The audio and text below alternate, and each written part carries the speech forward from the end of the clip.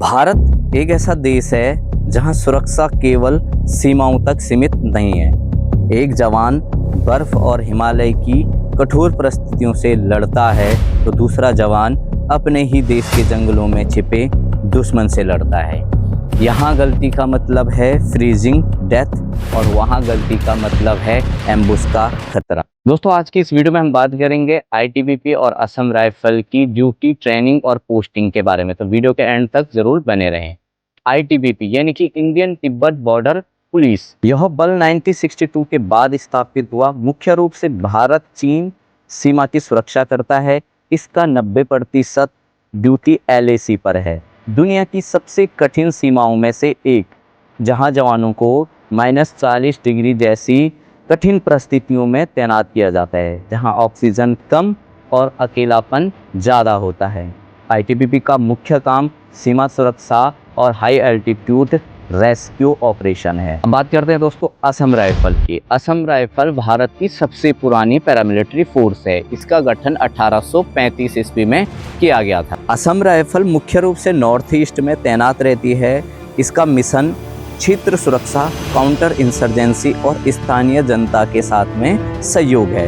इन्हें कहा जाता है सेंटिमेंटल ऑफ नॉर्थ ईस्ट और इनको friends of the hill people भी कहा जाता है। तो आईटीबीपी पूरी तरीके से गृह मंत्रालय के अंतर्गत आती है, जबकि असम राइफल में डबल कमांड है। इसमें पैसा गृह मंत्रालय देती है, लेकिन इसमें जो कमांड है वो आर्मी के ऑफिसर करते हैं। दोस्तों, बात करते हैं ट्रेनिंग की। आईटीबीपी की ट्रेनिंग 44 वीक्स की होती है, जिसमें माउंटेन क्राफ्ट और आइस क्राफ्टिंग भी सिखाया जाता है, क्योंकि इन्हें जमीन से 15,000 फीट की ऊंचाइयों तक ड्यूटी करनी पड़ती है। इस प्रकार असम राइफल की ट्रेनिंग में काउंटर इंसर्जेंसी और जंगल शूटिंग और एम्बुश लगाने में ये लोग माहिर होते हैं। करते हैं इनकी पोस्टिंग एरियाज के बारे में। आईटीबीपी की जो पोस्टिंग है वो अधिकतर लेह लद्दाख, उत्तराखंड, हिमाचल, सिक्किम और अरुणाचल प्रदेश में तैनात है। और असम राइफल जो है, असम राइफल का 95% जो डिप्लॉयमेंट है वो नॉर्थ ईस्ट में ही है। दोस्तों, अब बात करते हैं इनके लाइफ रिस्क के बारे में। आईटीबीपी में सबसे बड़ा चैलेंज ठंड से लड़ना है।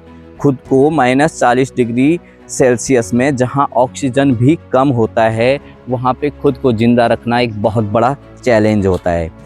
असम राइफल घने जंगलों में नक्सली से हमला तथा आईडी का खतरा बना रहता है और जंगलों में इन्हें मच्छर से डेंगू और मलेरिया का भी खतरा बना रहता है। तो बात करते हैं सैलरी की। असम राइफल और आईटीबीपी दोनों जो है पैरामिलिट्री फोर्स के अंतर्गत आती है, तो इनकी सैलरी सेम होती है। लेकिन आईटीबीपी की जो पोस्टिंग है, अगर वो लद्दाख में होती है, तो वहाँ पे इनको हाई एल्टीट्यूड अलाउंसेस मिलते हैं, जो 17,000 से 25,000 के बीच होती है एक सिपाही के लिए। बात करते हैं इनके कैंटीन फैसिलिटी के बारे में। दोनों में कैंटीन फैसिलिटी हैं। जो आर्मी की जो कैंटीन है सीएसडी, उसका जो बेनिफिट है वो असम राइफल को भी मिलता है, जबकि आईटीबीपी में केंद्रीय पुलिस कल्याण भंडार यानी कि सीपीसी के थ्रू जो बेनिफिट्स हैं वो मिलते हैं। दोस्तों, बात करते हैं प्रमोशन की। आईटीबीपी में प्रमोशन बहुत धीरे है और असम राइफल में प्रमोशन फिक्स है। इनकी कमांड आर्मी अधिकारियों के पास होती है, तो इनका डिसिप्लिन भी बहुत सख्त होता है। तो दोस्तों, अब फाइनल जो बात करते हैं हम, आपके लिए क्या सही है। अगर दोस्तों आपको पहाड़, बर्फ और चीन बॉर्डर की सुरक्षा करना आपको पसंद है, आपको बर्फ में खेलना पसंद है, तो आप जो है आईटीबीपी को चूज कर सकते हैं।